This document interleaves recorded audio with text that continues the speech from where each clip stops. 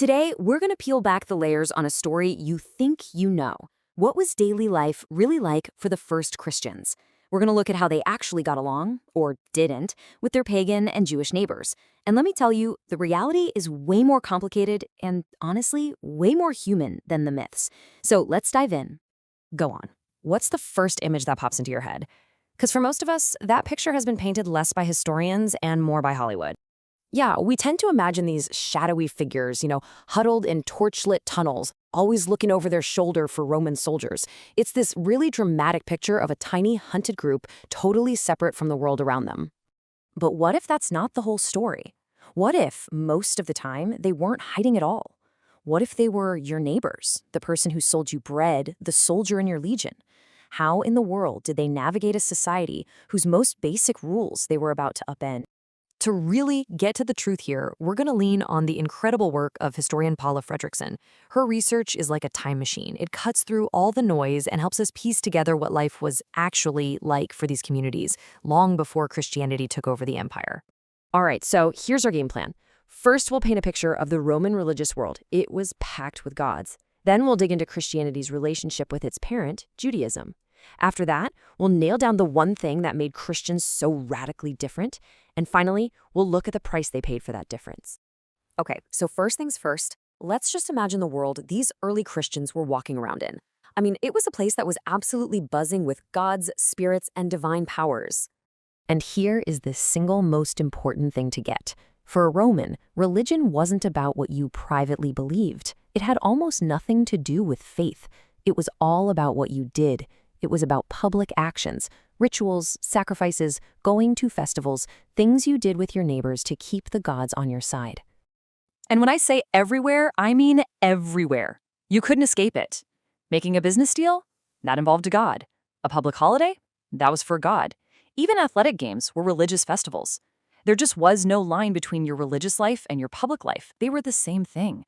So, honoring the gods was not optional. It was a civic duty, just like paying your taxes.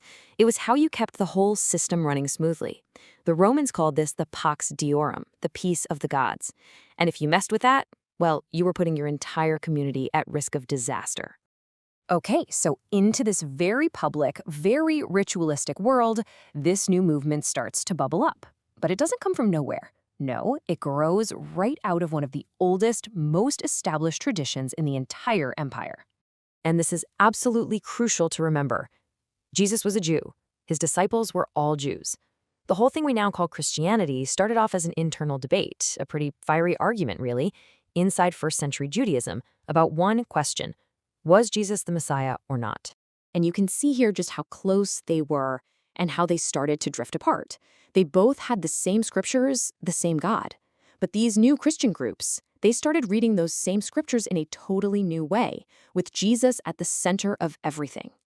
And while Jewish communities had their synagogues, their established public centers, Christians were meeting in small private groups, usually in someone's living room. You could say they were like family, but a family heading for a massive falling out.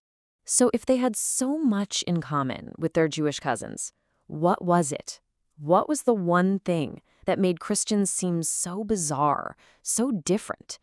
Not just to Jews, but to everyone else in the Roman world. It all boils down to one single, incredibly disruptive idea, a brand new kind of exclusivity. This right here was the idea that lit the fuse. Okay, think of it like this. If you were a Roman pagan, adding another god to your list was no big deal. The more the merrier, right? More protection. And Jewish people, well, they were already known for worshiping only one god. But Romans kind of got that. It was their ancient ancestral custom. But Christians did something totally new and frankly offensive. They told non-Jews, pagans, that to follow Jesus, you had to break up with all your old gods. The gods of your family, your city, your ancestors, you had to ditch them all. In that world, this was just social dynamite. And we have to be clear, there wasn't just one Christianity at this point. As Paula Fredrickson puts it so well, there were dozens of different Christian groups, all arguing with each other, all claiming that they had the one true version of the faith. This idea of a single, unified church, that was still centuries away. So, this brings us to the inevitable conclusion. What happens when you introduce this radical new idea into a society like Rome?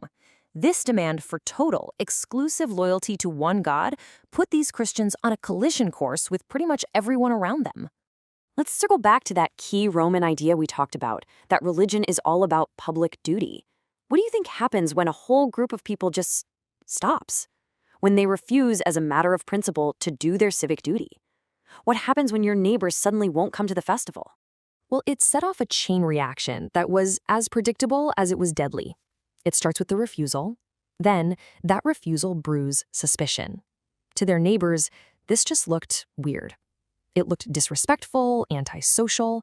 They actually called Christians atheists because they denied the city's gods. And from suspicion, it is a very short leap to blame. The moment something went wrong, a flood, a famine, a plague, who do you think got blamed? The atheists who made the gods angry. This quote from the Christian writer Tertullian around the year 200 just says it all, doesn't it?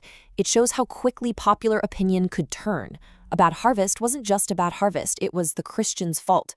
And the solution was violent and immediate. And here is where we have to correct that Hollywood movie image. For the most part, persecution wasn't some constant, empire-wide manhunt. It was usually local. It was sporadic. It would flare up in one town because of a specific crisis, and then it would die down again. It was driven by social anxiety more than imperial decree. And that really is the whole point. For their pagan neighbors, the problem with Christians wasn't really their weird beliefs about Jesus. The problem was that they were bad neighbors. They were bad citizens. By refusing to join in the rituals that everyone believed held the world together, they were seen as literally ripping a hole in the social fabric. And that leaves us with a question that's just as relevant today as it was 2,000 years ago. How does any society deal with a new group that shows up and just refuses to play by the most basic rules of the game? The story of the early Christians proves one thing for sure. It is never, ever an easy process.